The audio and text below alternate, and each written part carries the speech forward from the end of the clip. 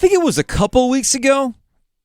Giglio, you and I were talking about a variety of different things and what should we prioritize, that kind of stuff. I even said on Friday, it's like, yeah, Monday will be NFL heavy. We're getting into the tail end of the season, start looking at some playoff scenarios.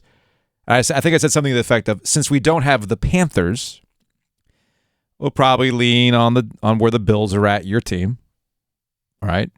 We had a big Sunday night matchup between the Dolphins and the Chargers. Am I back on the Dolphins bandwagon? Hint, no. Not after last night. Actually, it's not after the last 2 weeks. But I specifically told you, since we don't have the Panthers. The words came out of your mouth. They just hung there now, didn't they? It's just sat there. Since we don't have the Panthers, what the Panthers go and do? We do have the Panthers. And also the Tampa Bay Buccaneers helped us get the Panthers back. It's funny. There was a brief moment there under Steve Wilks where it looked like the Panthers could claw their way back into the NFC South division race. And I joked about a 9% playoff chance even after the Tampa Bay Buccaneers came back and beat the New Orleans Saints in Monday Night Football last week. But I think we all understood, best laid plans. It looks like Tom Brady's going to be able to eke out yet another division and make the playoffs and not be a factor, but hey, props to them. They're going to eke something out. However, the Carolina Panthers went and did the thing against the Seattle Seahawks on the road. Pretty good defensive performance, honestly. And they had their identity on the ground, except for that one weird blip where Ben McAdoo forgot that the ground game had been working all day, and they decided, I'm going to have Sam Darnold throw the ball 4 times in a goal line stand. And with the Buccaneers getting crushed by the San Francisco 49ers, looky here. The Carolina Panthers are now a game out, and they actually also control their own destiny, too. They have a slate that includes the Steelers, the Lions, the Bucks, and the Saints. The Panthers have now won 3 of their last 4. They are 4-4 under Steve Wilks. There's 2 separate conversations here. There's Steve Wilks, the interim coach, and whether or not they should just remove the interim tag when this is all said and done. And then there's the actual playoff chances and what it means for the Panthers going forward. What's crazy to me, Giglio, is that there's an opportunity for the Panthers to make the playoffs, scratch something out of the season, but there are people who are upset that that's possible because we get caught up in tank Twitter. We get caught up in draft pick Twitter about the future and everything else, rather than understanding that the players that are within the organization right now want to win now, and you have a good core group that you can build around that comes with a playoff appearance. That's where I'm at with the Panthers. Make the playoffs, know where your young core group is, and go forward from there. I've kind of seen this movie before with the Carolina Hurricanes in the many years where it was like, you know what? We can make a go of this, and then you finish 9th, which is the worst place to be in hockey. Of course. I suspect admirable effort here by the Panthers. I suspect they come up a game or 2 short of winning the division, and they'll probably pick in the worst possible spot in that doughy kind of 11, 12, 13 range. They'll miss out on one of the top quarterbacks, and you know what? That's okay, because as we've seen these last few years, Joe. And look no further than the Panthers roster. You don't have to pick in the top 3 and to get a great quarterback. No, you don't. They have Baker Mayfield on their roster, 1-1. They have Sam Darnold on their roster, 1-3, all right, from their respective drafts that they were gone. You don't have to get it up there, all right? You have to find the right guy, though. And unfortunately for the Panthers, there is no magic bullet in the NFL for a quarterback other than this. And I want you to turn the film on from the San Francisco 49ers yesterday. And forget that it was against Tom Brady. It's the carcass of the Buccaneers, okay? Kyle Shanahan is worth his weight in gold with quarterbacks. Mike McDaniel last night, they're hitting a speed bump. Your Dolphins are hitting a speed bump. I know what it is, but go on. But when you get a guy who can work with a quarterback, he's worth his weight in gold. And that can dovetail us into Steve Wilks. Obviously, the players on that team respond to Wilks. That's obvious. Now, he's from the defensive side of the ball.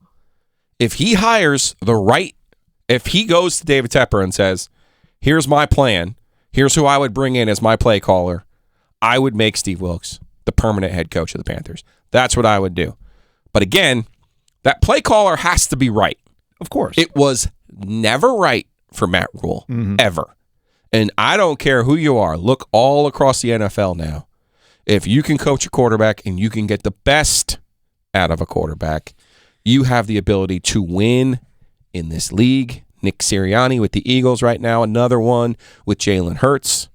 Again, Jalen Hurts, second-round pick, right? So you don't need the 1-1. You don't need the top 5, top 3 pick in order to get a franchise changer.